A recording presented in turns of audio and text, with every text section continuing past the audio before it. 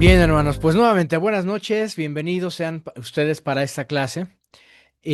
Vamos a ver un episodio, una partecita pequeña de la primera carta de el apóstol Pedro. En este caso vamos a ver lo que es la primera de Pedro, capítulo 1, versículos 1 al 12. Y bueno, aquí tenemos un tema que dice una esperanza viva en medio de la prueba. Está muy interesante porque vamos a entender muchas cosas que a lo mejor nos aquejan y no entendemos los porqués. Pero, ¿qué les parece si ponemos en manos de Dios este tiempo y que sea Él quien nos ministre? Padre Celestial, Dios Todopoderoso, agradecidos estamos contigo, Señor, nuevamente, como todos los jueves, gozándonos de este tiempo, porque tú has propiciado lo necesario para que nos reunamos nosotros como tus hijos, Señor, porque estamos deseosos de conocer un poquito más de tu palabra, saber un poquito más de tu carácter y qué es lo que planeas decirnos mediante la carta del apóstol Pedro. Te doy gracias por la vida de mis hermanos que están aquí presentes, Señor, bendícelos porque bien pudieron haber hecho otra cosa y sin embargo decidieron estar aquí para estar contigo aprendiendo la palabra. Bendice a los que se van a conectar, mi Dios, que no se pierdan esta porción, Señor, de bendición. Y todas las personas que atiendan a tu llamado, que también se conecten, Padre. Te agradecemos, Señor, toda esta provisión. En el nombre del Señor Cristo Jesús. Amén. Bien, pues vamos a comenzar una esperanza viva en medio de la prueba. Pedro escribe esta carta a ciertas personas muy particulares y muy peculiares, ¿sí? Y ahorita lo vamos a ver a quiénes son, pero lo hace de una manera donde el apóstol Pedro no niega su dolor. Así como usted y yo ahorita en este momento podemos experimentar un dolor por el que sea, llámese un duelo, llámese una decepción, llámese una enfermedad, póngale el nombre que quiera. Sí, todos seguramente en diferente escala estamos padeciendo un duelo, o más bien un sufrimiento, algo no muy agradable. Pero sin embargo aquí nuestro buen hermano Pedro nos provee estas palabras para afirmar que en Cristo tenemos una esperanza viva.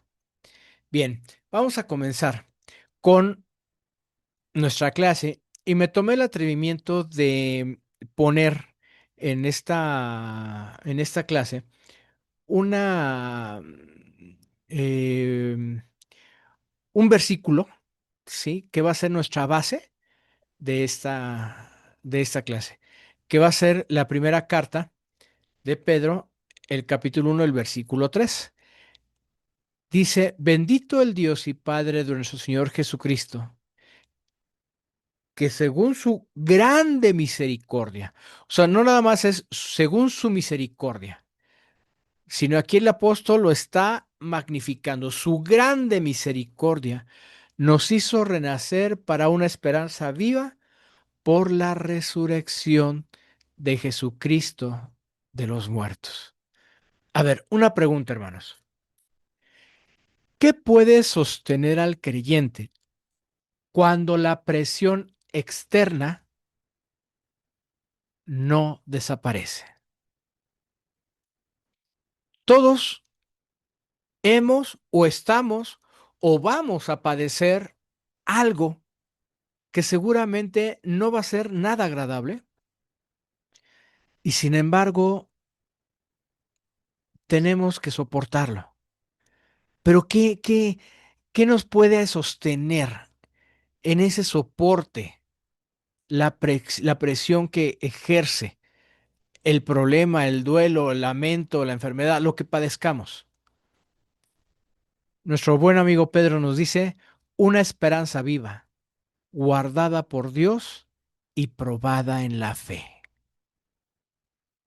Miren, el apóstol Pedro puso o escribió esta carta para ciertas personas, así como usted y como yo. ¿A quiénes destinó esta carta? A extranjeros dispersos. Primera de Pedro 1:1 dice, Pedro, apóstol de Jesucristo, o sea, está dando su autoría, a los expatriados de la dispersión de Ponto, Galacia, Capadocia, Asia y Bitinia. Vamos a deducir un poquito esta cita bíblica.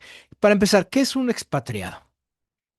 Es la persona que vive de forma temporal o permanente en un país diferente al de su nacimiento o nacionalidad. ¿Sí? Aquí, este fenómeno estaba sucediendo allá en aquella Roma porque estaban siendo perseguidos por las autoridades romanas. No estaban dando crédito que hubiese personas dominados por los romanos no rendiesen culto a su cultura romana. Entonces, por eso eran perseguidos, porque a fuerzas querían que todos los conquistados, todos los que pertenecían ya a la nación romana, tenían que someterse a todas las tradiciones, a todas las adoraciones, a todo lo que Roma tenía ya. Y por eso eran perseguidos, porque los cristianos de aquel entonces no aceptaban adorar más que a Cristo. Entonces, en la persecución se dispersaron, empezaron a huir a varias poblaciones. Y aquí dice Pedro que a una de esas poblaciones, a esas 5 poblaciones que menciona aquí, se fueron huyendo de la persecución. Una persecución, mis queridos hermanos, no es tan agradable, o más bien no es nada agradable. Sí, tal vez fonéticamente podemos expresar la palabra, ¿no? Persecución. Pero hablar de persecución, hermanos, involucra muchas cosas. Miedo, ¿sí? Presión, eh, estrés. O sea, es una calamidad emocional para un ser humano bastante severa, al grado tal que muchos de ellos tuvieron que abandonar sus casas, sus terrenos, sus cultivos, sus patrimonios, con tal de huir y salvar sus vidas, todo por seguir a Cristo. ¿Sí? Entonces, aquí esta carta la dirige a todas aquellas personitas que huyeron de esta persecución, pero para animarlas a que sigan creyendo en el Señor. Pero ahora, estas personitas, independientemente de que en la tierra tienen, digamos, una ciudadanía, tienen una identidad, pero también se las escribió Pedro para que vieran que tienen otra identidad y esta es la que más les debe de importar. Una identidad porque pertenecemos a Dios, una identidad celestial, ¿sí? Nosotros vivimos aquí en la tierra, pero por el simple hecho de que nosotros aceptamos a Jesús en nuestro corazón, por el simple hecho de que nosotros rendimos nuestra vida a obedecer los mandamientos de Jesús, nosotros le pertenecemos a Dios. Somos sellados por el Espíritu Santo. Entonces, al ser sellados por el Espíritu Santo, ya nuestra identidad ya no está aquí en la tierra. Ya tenemos nuestro lugarcito en el cielo. Y eso es motivo de gloria, hermanos. O sea, ya no estamos condenados por nuestros pecados y delitos a vivir en condenación. Por la sangre derramada de nuestro Señor Jesucristo, alcanzamos justificación y perdón de pecados para tener allá arriba un lugar donde llegar. La dispersión no cancela el propósito de Dios, es decir, ellos al estar huyendo de la tribulación o de la persecución, no cancelaba el propósito de Dios, sino al contrario. Gracias a esa dispersión, el evangelio se fue abarcando más territorio. Pero Pedro no es un ser frívolo, inconsciente. Al contrario, escribe esta carta para fortalecer a todos aquellos que huyeron, pero para que sigan en el plan de Dios. Ahora, esto es lo que dice Pedro. Pero fíjense bien lo bonito lo que es la palabra de Dios. No nada más lo dice Pedro. Miren, por ejemplo, en Hebreos 11:13, la carta a los Hebreos o el libro de los Hebreos, no se sabe a ciencia cierta de quién es el autor. Unos dicen que fue Pablo, otros dicen que fue Lucas, otros dicen que fue Apolos. No hay una certidumbre exacta como para decir quién fue el autor, pero quien haya sido, en Hebreos 11:13 dice, confesando que eran extranjeros y peregrinos sobre la tierra. Es decir, que nosotros, al ser ya hijos de Dios, nosotros estamos aquí en esta tierra como extranjero y peregrino. O sea, nosotros no tenemos nuestra residencia aquí en la tierra. Nuestra residencia está allá en el cielo. Pablo lo reafirma en Filipenses 3:20, mas nuestra ciudadanía está en los cielos.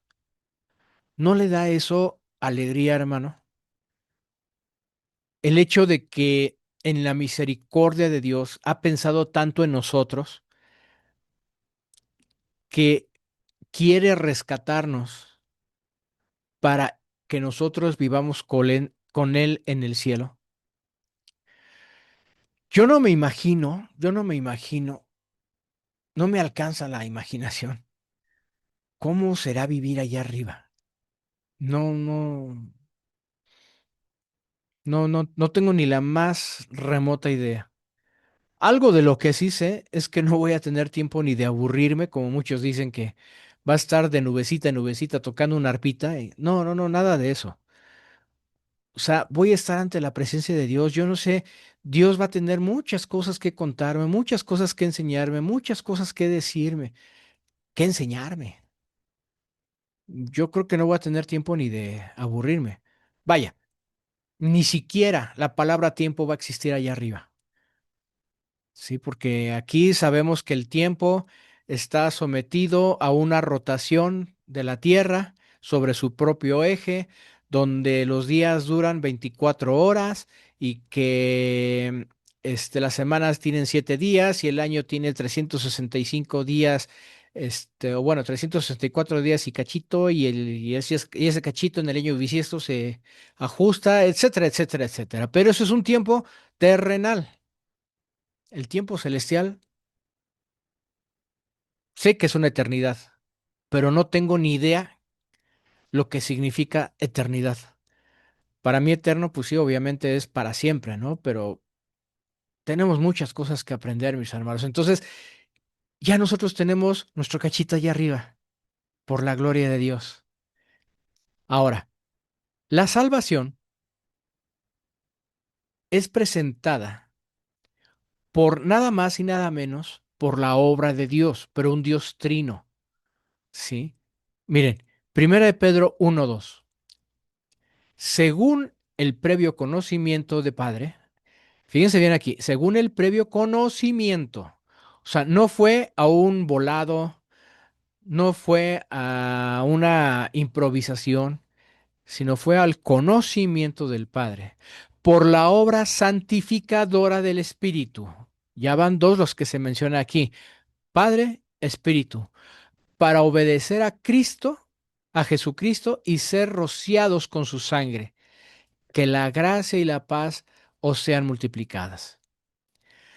Aquí Pedro está diciendo el conocimiento del Padre, es decir, según la presciencia. Presciencia, no es presencia, presciencia, es decir, el todo conocimiento. Efesios 1, 4 al 5 dice, según, son palabras de Pablo, nos escogió él antes de la fundación del mundo, para que fuéramos santos. ¿Desde cuándo nos conoció el Señor? Desde antes de la fundación del mundo, para que fuéramos santos. O sea, todos nosotros para que fuéramos santos y sin mancha delante de Él. En amor nos predestinó para adopción como hijos para sí mediante Jesucristo, conforme al beneplácito de su voluntad.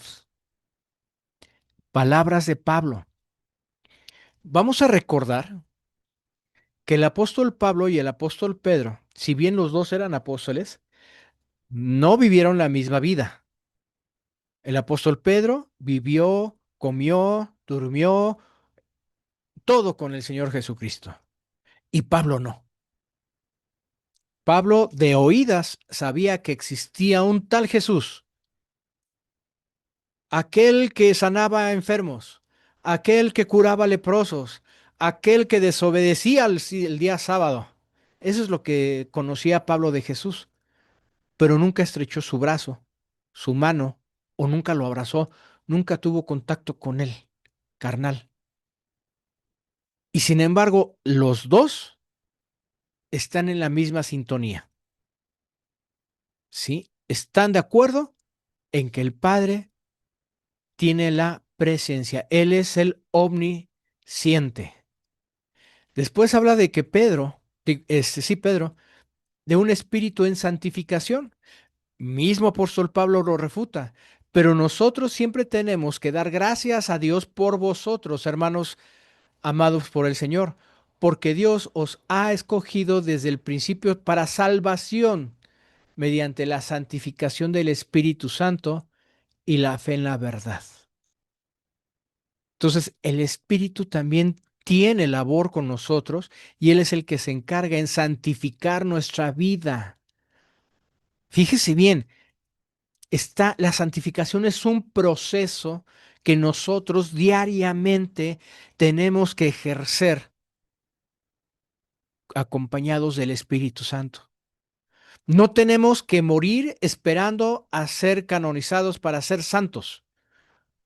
Ya desde ahorita el Espíritu está trabajando con nosotros para una salvación santificada. Entonces, yo no, insisto, hermano, o sea, son palabras muy grandes, son frases muy grandes, que a golpe de vista uno las lee, pues sí, eso dice la palabra, pero si uno se pone a escudriñar a profundidad, nuestra mente no alcanza a entender cómo es ese proceso de santificación, cómo es ese proceso de escogimiento por parte de Dios para que nosotros tengamos salvación. Pero ahí no termina la cosa, mis hermanos. Todavía falta otro personaje importantísimo, el Hijo, para obedecer y ser rociados con su sangre. Ese es un punto muy interesante. Toma en cuenta algo. Dice, cuanto más la sangre, esto también en Hebreos, el autor anónimo, cuanto más la sangre de Cristo, el cual por el Espíritu eterno se ofreció a sí mismo sin mancha a Dios, purificará, vea bien esta frase, mis hermanos, purificará vuestra conciencia de obras muertas para servir al Dios vivo.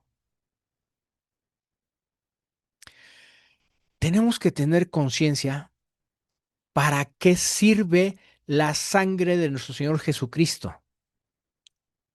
Es un elemento que nos sirve para purificarnos, para quitarnos todo aquello que nos estorba en nuestra adoración, para limpiar nuestra vida. ¿Para qué? Para que el Espíritu pueda santificarnos. Fíjense cómo el engranaje, cómo el engranaje está totalmente eh, bien sincronizado entre los tres. Ahora, es importante que nosotros tengamos conciencia para qué sirve la sangre de nuestro Señor Jesucristo. ¿Por qué lo digo? Porque existen enseñanzas en las que dicen, por la sangre del Señor Jesucristo me cubro, me cubro, me cubro para que no me pase nada y sea yo protegido. Y voy a orar para que en el nombre de la sangre del Señor Jesucristo te vaya bien y no te asalten y no te vaya a pasar nada en la calle. Y te cubro con la sangre. Mis hermanos, para eso no sirve la sangre del Señor Jesucristo. O sea, y perdóname por lo que voy a decir, pero esas son reverendas tonterías. Sí, la sangre del Señor Jesucristo sirve para purificarnos, para estar en santidad con nuestro Señor, para no, para que nuestros pecados sean limpios. La sangre de nuestro Señor Jesucristo no es un talismán, no es un amuleto al que lo vamos a estar, ¿cómo se llama? Proclamando o invocando para protección de nuestras vidas. No, si Dios quiere, y eso lo vamos a ver ahorita, si Dios quiere que hoy caiga yo enfermo, es la voluntad de Dios. No es porque no me rocié o me protegí con la sangre del Señor Jesucristo. No. Entonces, que quede bien claro, mis hermanos. Aquí lo dice bien Hebreos. Cuanto más la sangre de Cristo, por lo cual el Espíritu Santo se ofreció a sí mismo sin mancha de Dios, purificara vuestra conciencia. Es para eso sirve. ¿Sí? Entonces ahí vemos los tres cómo en sincronía están trabajando en nuestras vidas. ¿Qué podemos decir en conclusión de esta lámina? Que la seguridad del creyente descansa en la iniciativa de Dios, no en la fuerza emocional del creyente.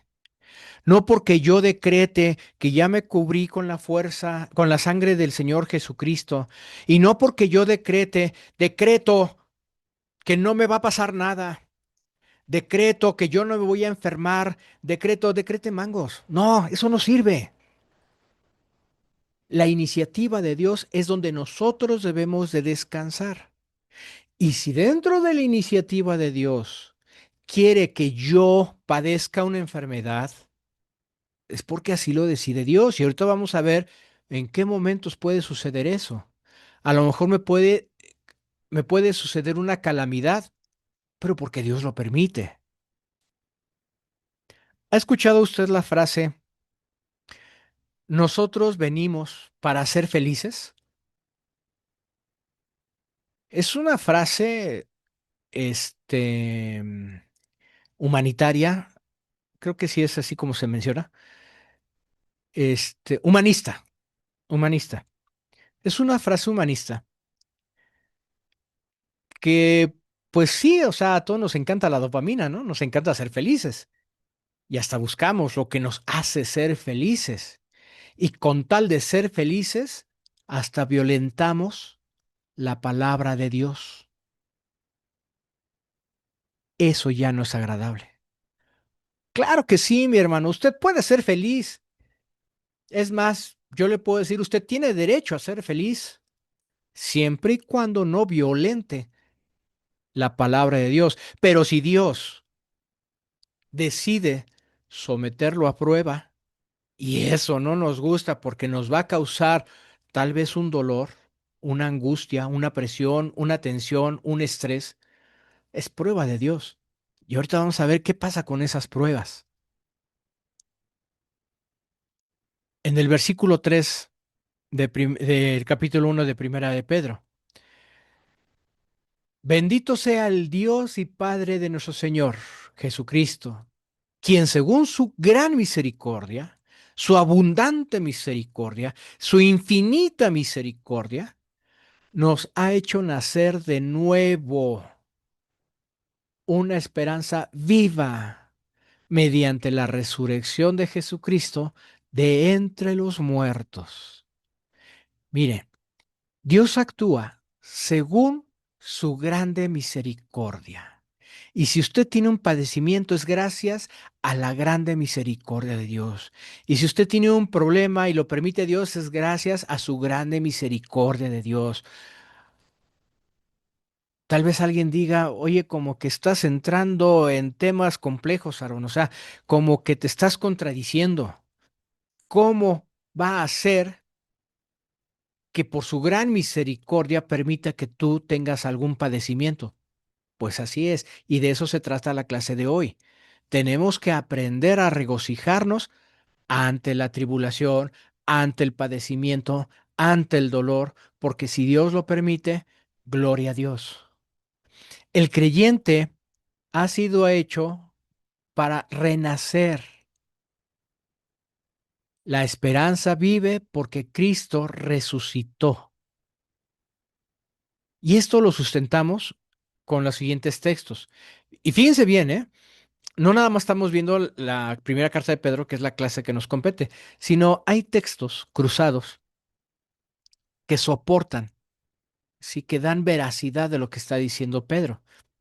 El que no naciere de nuevo no puede ver el reino de Dios. Y esto lo vimos cuando vimos el Evangelio de Juan. ¿Sí? ¿A quién le dijo estas palabras el Señor Jesucristo? A nuestro buen amigo Nicodemo, el fariseo de fariseos, aquel gran líder de los contrincantes de Jesucristo. Le dijo Jesucristo a Nicodemo, el que no naciere de nuevo no puede ver el reino de los cielos. Pablo, en Tito 3:5, por el lavamiento de la regeneración y por la renovación en el Espíritu Santo. Aquí estamos hablando de regeneración y por la renovación del Espíritu Santo.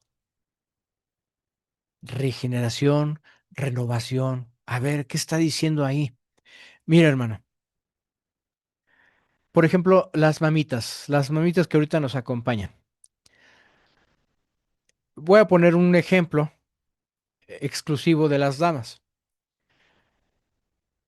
Creo que la mayoría ya son mamás, ¿sí?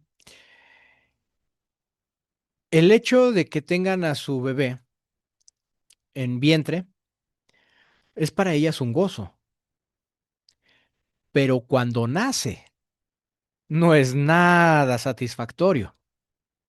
Y si digo algo descabellado, que me corrijan aquí las mamás que nos acompañan. El nacimiento de un bebé es doloroso.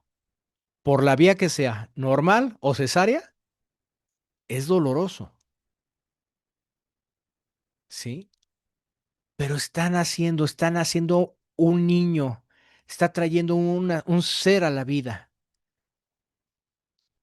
Y su cuerpo, una vez que nace el bebé, su cuerpo se regenera, se renueva, se reacomoda.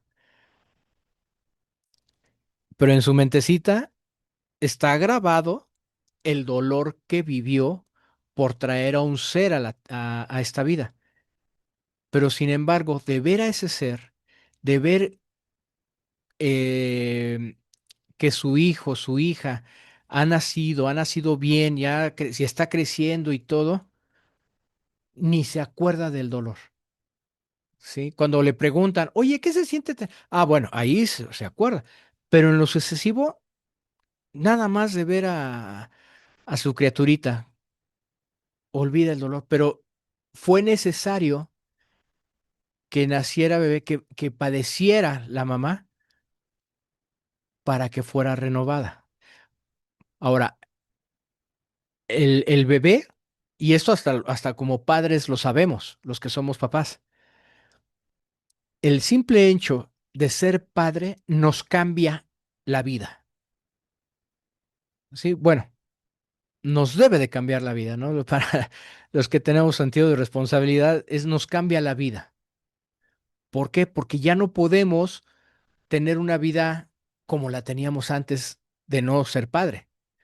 Ahora tenemos a un ser al cual debemos de cuidar, de proteger, de mimar, de soportar, de darle todo lo que nosotros sabemos y podemos para que este bebé crezca. ¿Sí? Primero a los Corintios 15:20.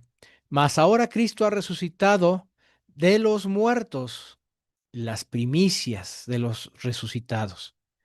¿Sí? O sea, mediante la resurrección de Jesucristo de entre los muertos, nosotros tenemos fe. Ahora,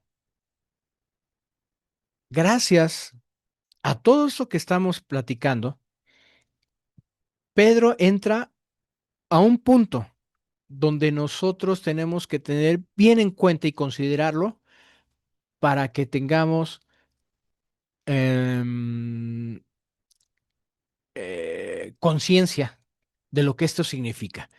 Primero de Pedro 1:4 dice, para obtener una herencia incorruptible, inmaculada y que no se marchitará, reservada en los cielos para vosotros.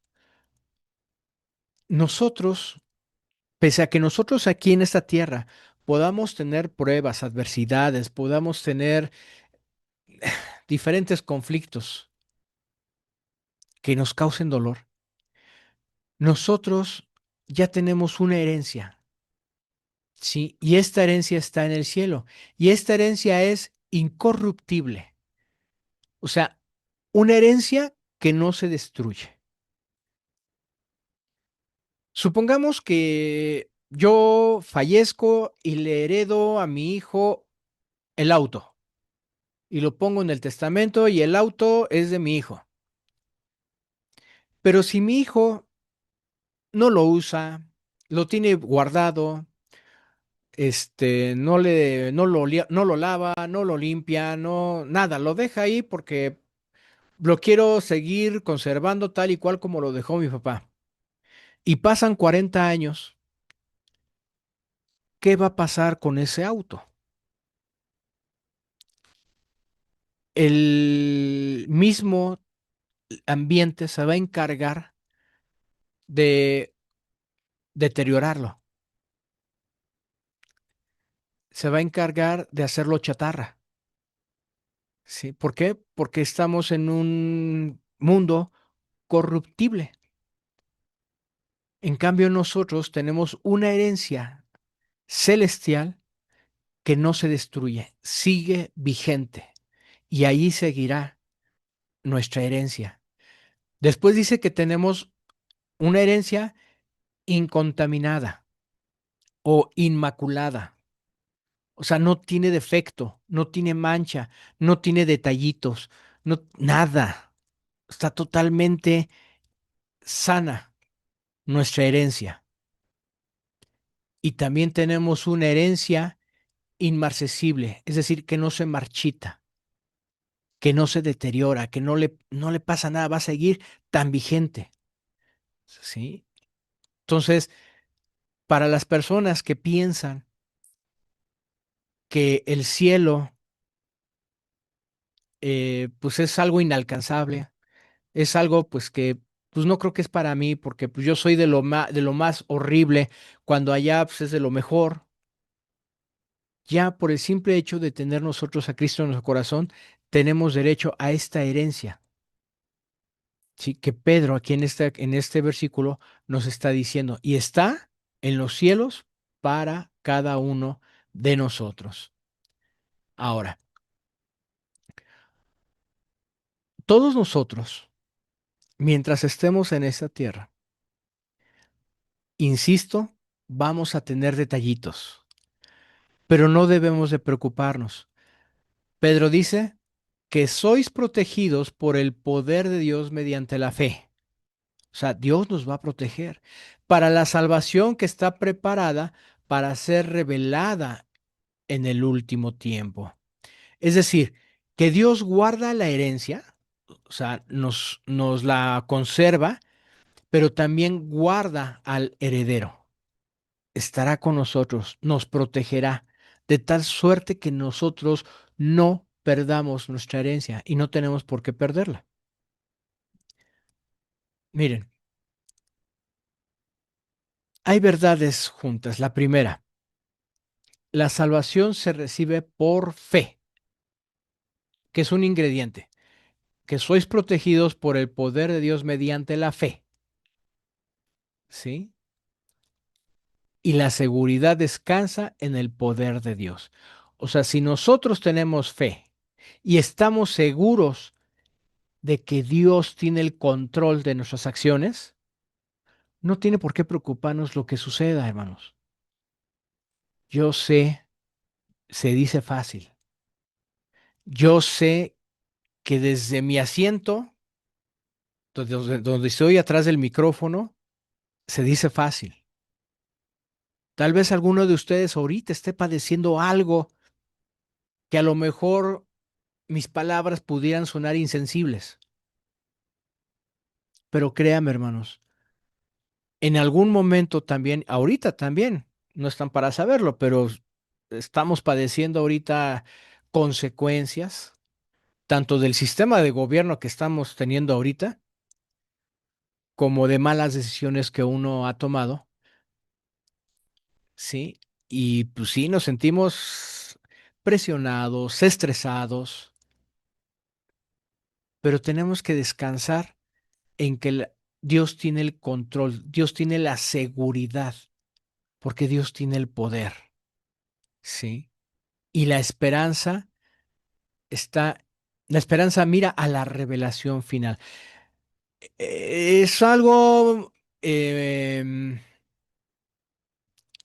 es algo difícil de comprender, sin embargo, vamos a tratar de explicarlo en esta clase, porque a veces como que la palabra esperanza la minimizamos a un sentimiento motivacional. Y no, la esperanza es algo más profundo, es más allá. Ahorita lo vamos a ver.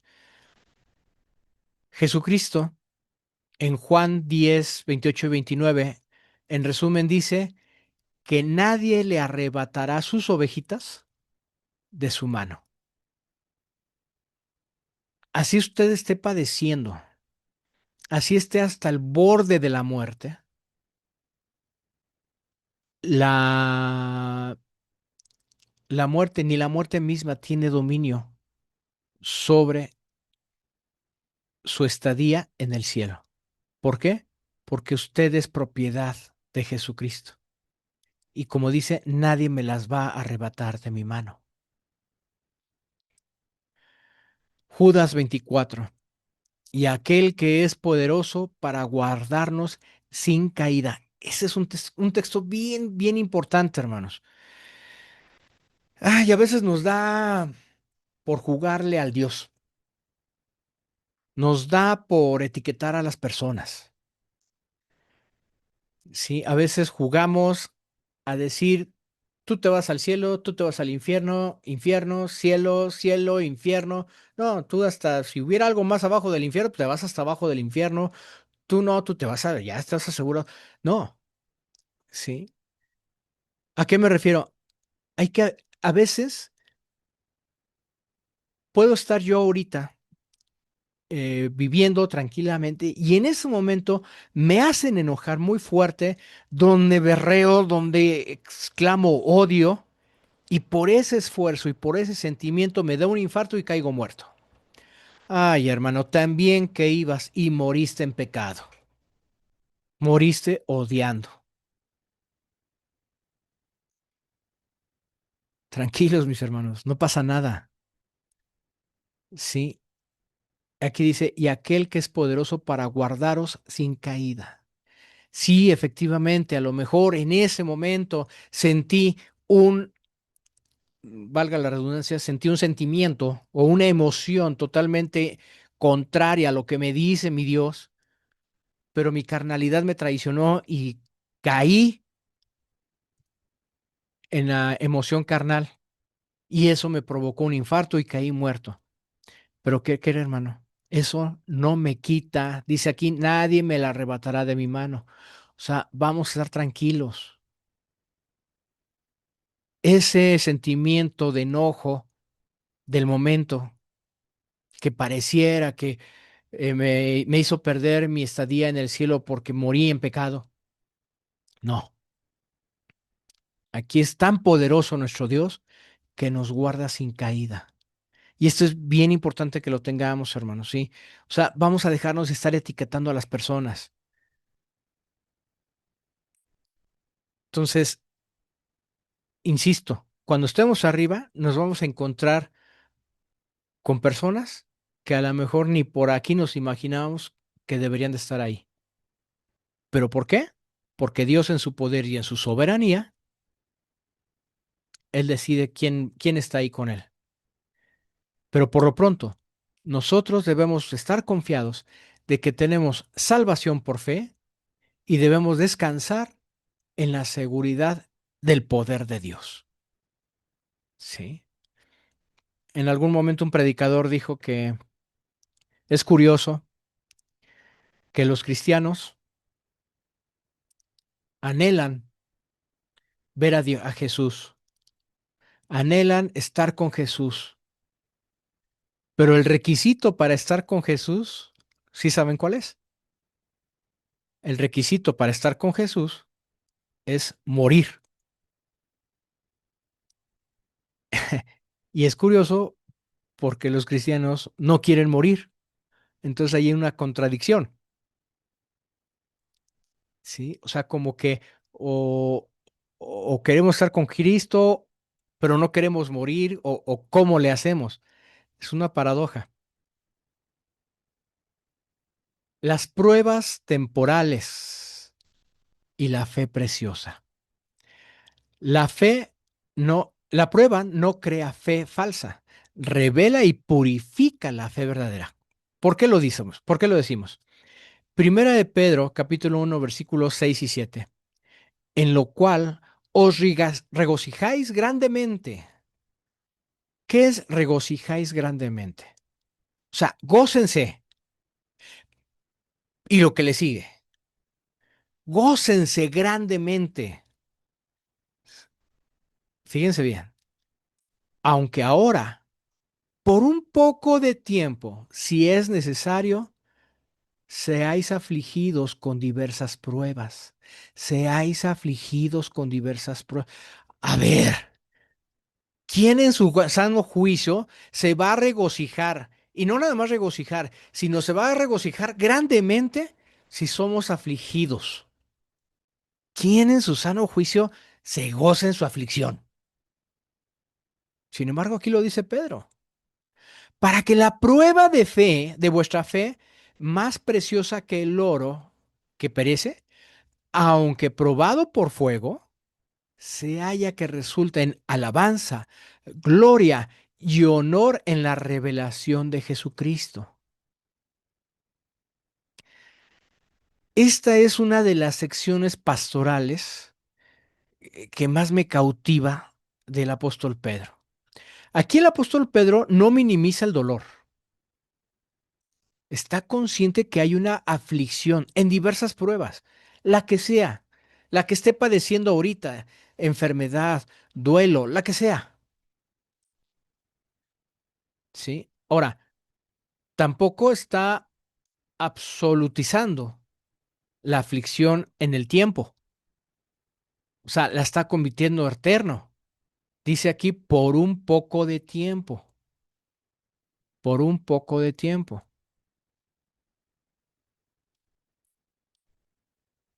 Vamos a poner el ejemplo de cómo se purifica el oro.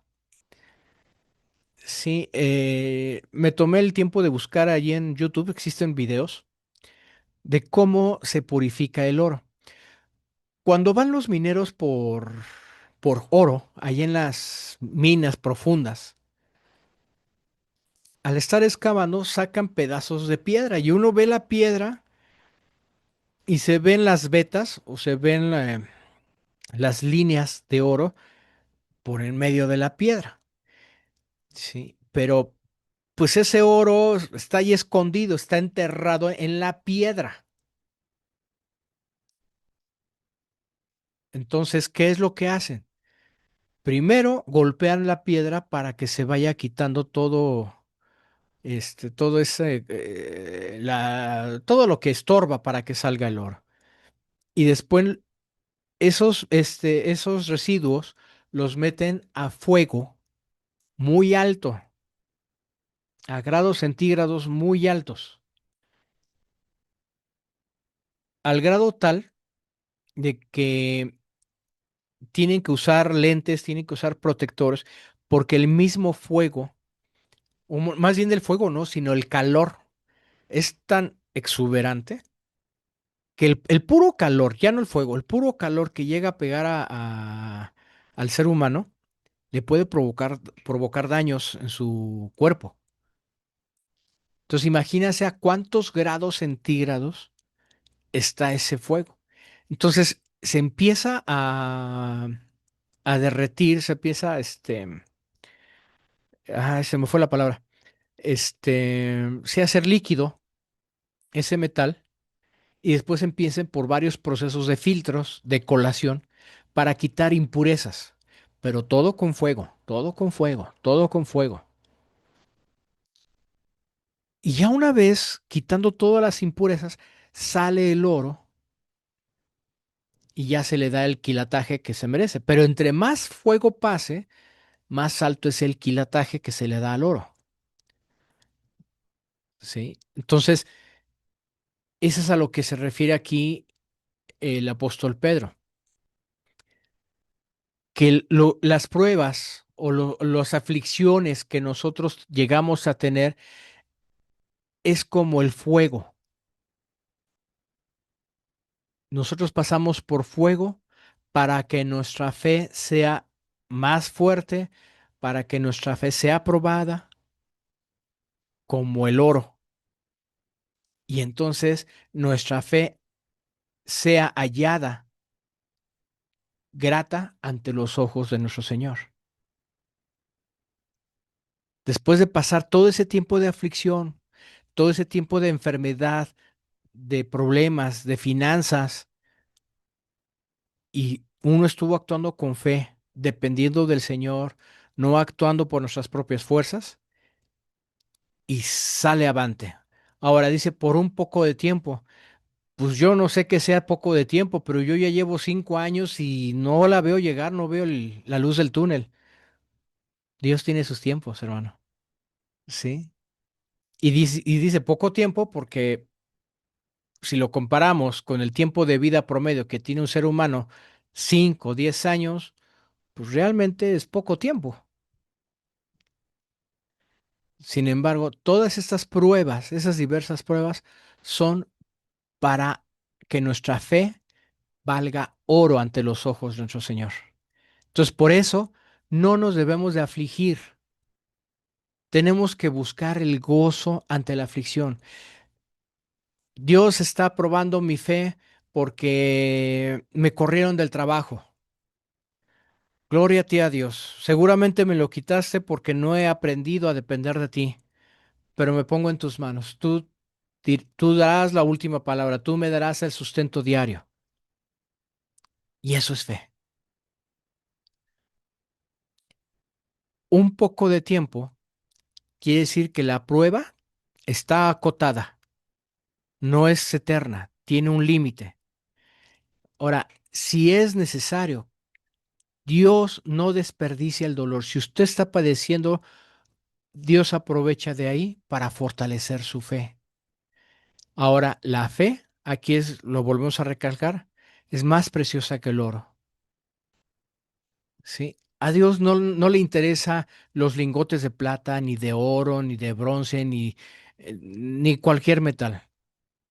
A Dios lo que le interesa son lingotes de fe, por llamarlo así. Vamos a darle ese gusto a nuestro Dios de fortalecer nuestra fe. Santiago, el apóstol, que algunas Biblias lo tienen como Jacobo, capítulo 1, versículos 2 al 4 dice, la fe produce paciencia y madurez. La prueba produce paciencia y madurez. O sea, es necesario ser probados, como un examen. ¿Sí? Nosotros también, incluso cuando Oye, ¿ya hiciste la prueba? O sea, es un examen del todo lo que estamos aprendiendo, de todo, y no dudo que después de que veamos Pedro o algo, caigamos en una prueba, porque está probando Dios nuestra fe. Romanos, el apóstol Pablo, 5, 3 y 5 dice, la tribulación produce paciencia, el carácter probado y da esperanza. Job, vamos a entender que Job, para los que estuvieron conmigo en mis siguientes pasos, Job es el libro, se considera el libro más antiguo de la Biblia. El Génesis habla del inicio de la creación, pero Job, según los grandes estudiosos, se considera que fue el libro más antiguo de la Biblia. Y ese libro más antiguo de la Biblia dice, me probará y saldré como oro. O sea, desde aquel entonces se tenía esa analogía de cómo debe ser probada nuestra fe, nuestro carácter, para que salga adelante el oro, salgamos pulidos. Ahora, ninguno de nosotros ha visto a Cristo.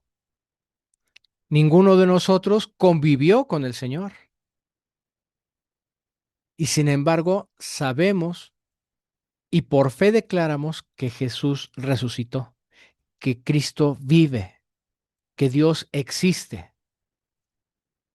Y no necesitamos verlo para decretarlo. La fe cristiana no depende de ver físicamente a Cristo, sino de confiar en Él.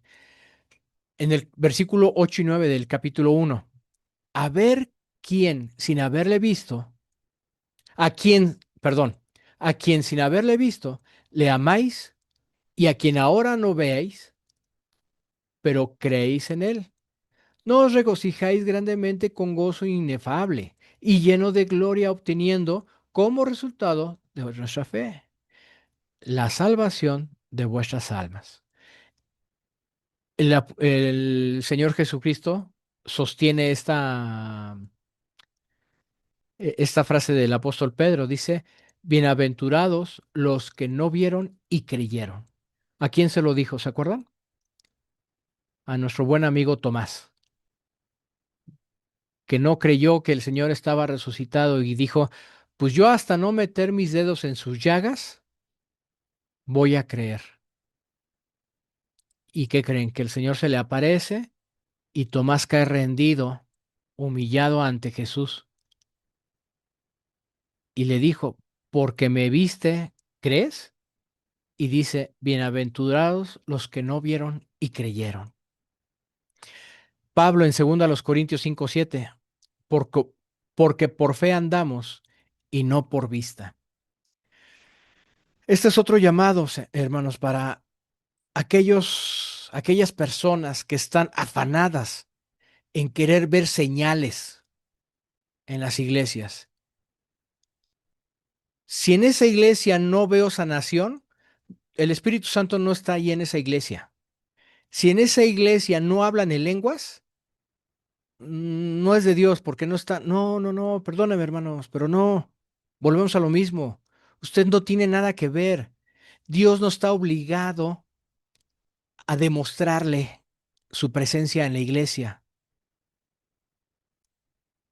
Bien lo dijo, bienaventurados los que no vieron y creyeron. Sí, o sea, nosotros creemos y estamos convencidos por fe de que primero nuestro Señor Jesucristo vive. Lo amamos porque sabemos que murió por nosotros.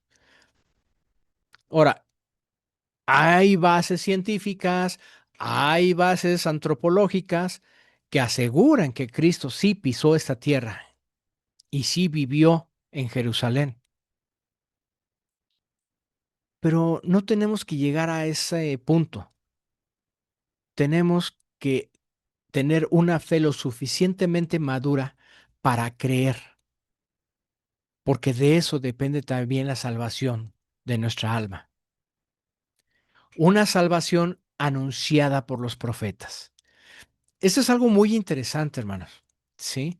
Porque desde muy atrás, desde mucho antes, desde el Génesis, se profetizó la llegada de nuestro Señor Jesucristo, las vivencias y padecimientos que iba a tener nuestro Señor Jesucristo y el cumplimiento, ¿sí?, del Evangelio en nuestras vidas.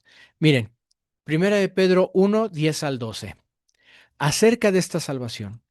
Los profetas que profetizaron de la gracia que vendría a vosotros, diligentemente inquirieron e indagaron.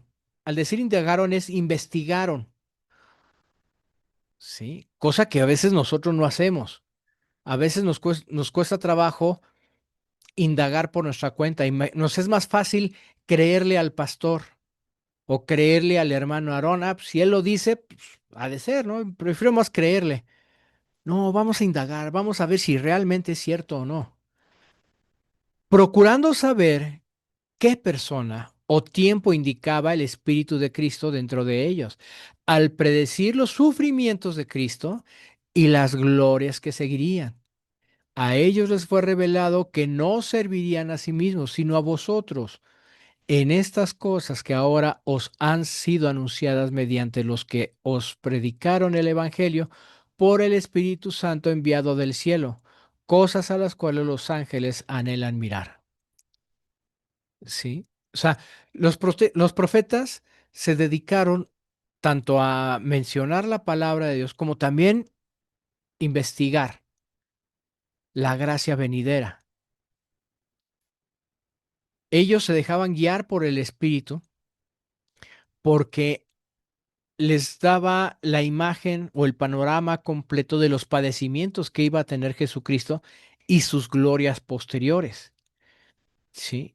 Y también vieron que el evangelio predicado hoy cumple lo que Dios había anunciado. Miren, vamos a poner ejemplos. Isaías 53:5. El siervo herido por nuestras rebeliones. El capítulo 53 es muy bonito porque habla y detalla precisamente lo que padeció nuestro Señor Jesucristo en la cruz del Calvario. Y estamos hablando de Isaías. Un ser que más o menos estuvo viviendo como 500, 600 años antes de Cristo. ¿Sí? Por ahí así. Lucas, mismo nuestro Señor Jesucristo, explicó que era necesario padecer y entrar en su gloria. O sea, era necesario padecer. Hechos. Hechos fue un libro escrito por Lucas, el doctor Lucas, capítulo 3, versículo 18. Dios cumplió lo anunciado por los profetas que Dios había de padecer, que Cristo había de padecer. ¿Sí? Entonces, estaba anunciado que mismo Jesucristo tenía que tener tribulación, tenía que tener estrés, tenía que padecer duelos, tenía que padecer emociones negativas, tenía que padecer traiciones, sufrimientos, dolor, pero era necesario, bien lo dijo nuestro Señor Jesucristo. Y eso no le hizo perder para nada el objetivo y el propósito que tenía que cumplir. Y es exactamente el ejemplo que el apóstol Pablo quiere que nosotros adoptemos en nuestras vidas.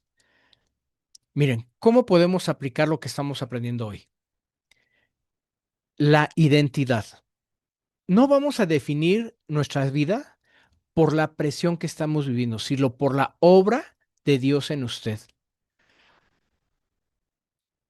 Si usted está em, padeciendo algo, si usted está padeciendo algo, aquí escribió Normita, fusiona el metal.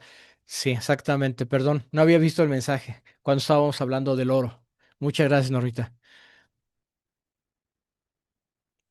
Si usted está padeciendo algo, no,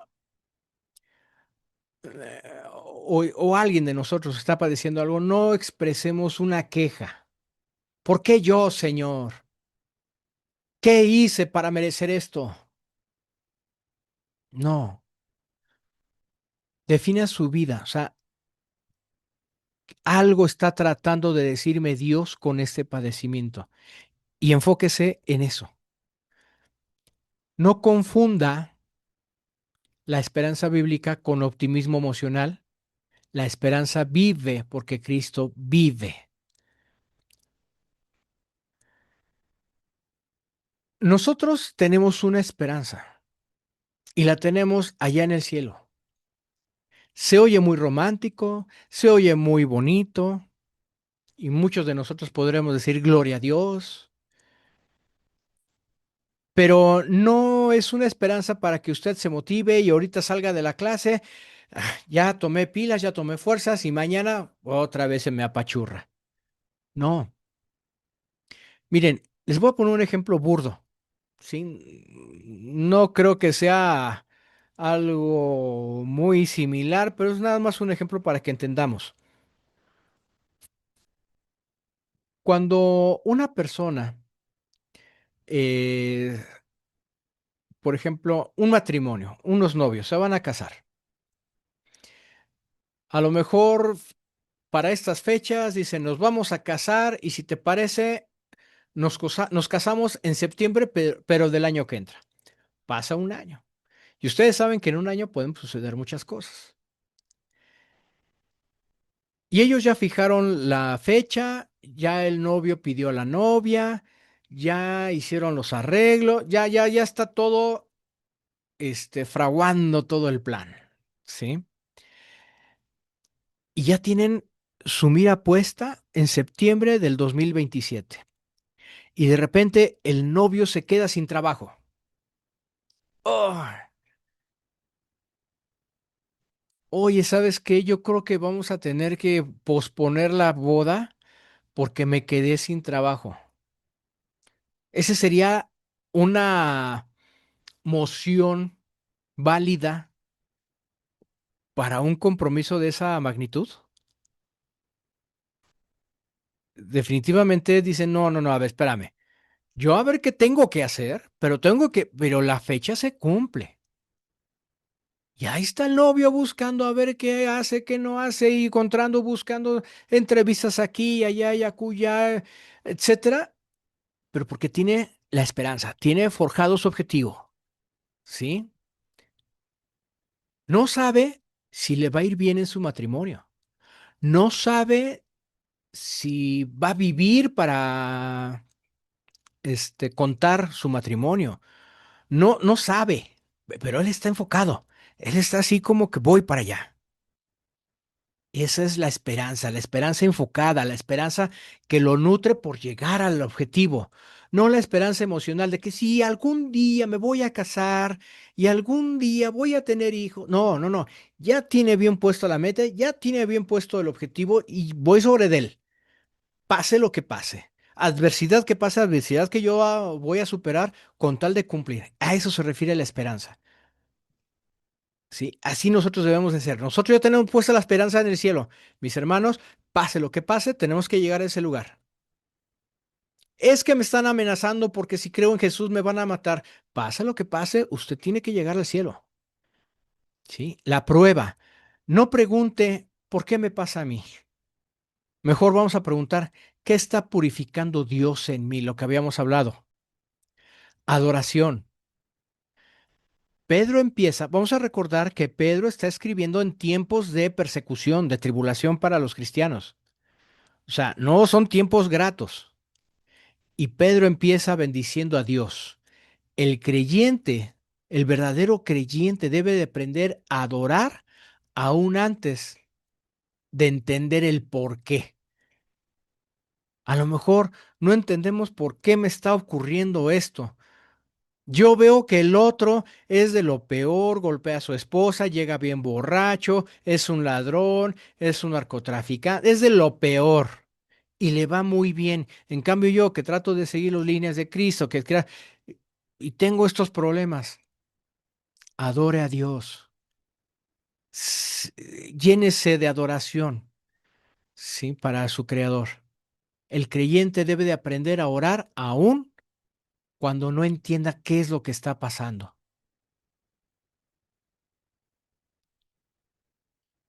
En conclusión, mis hermanos, ya para terminar, el creyente puede sufrir con gozo porque su esperanza no está enterrada en este mundo.